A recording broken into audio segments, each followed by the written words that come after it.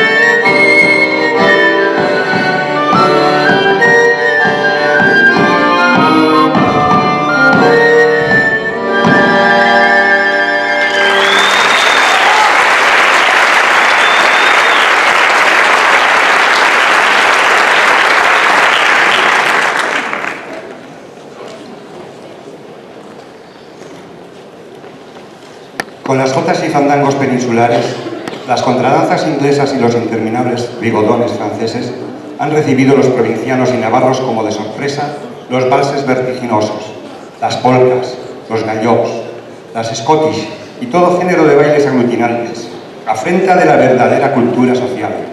Esas frías y desvergonzadas parejas que bailan las polcas íntimas, inmóviles sobre un ladrillo, sin más señales de vida que un leve balanceo de caderas y unas miradas de sátiros libidinosos.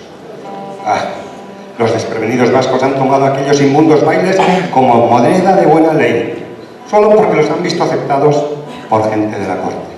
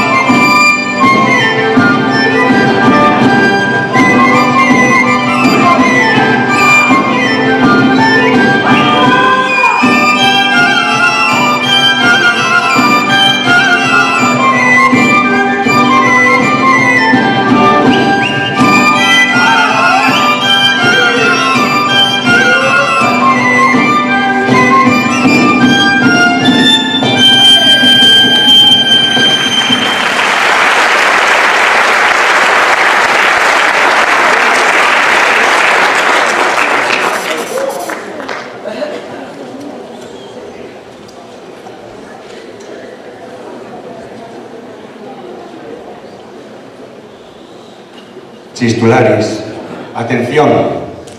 Hemos recibido algunas quejas referentes a que hay algunos chistularis, pocos, gracias a Dios, que interpretan con el chistu piezas de baile agarrado.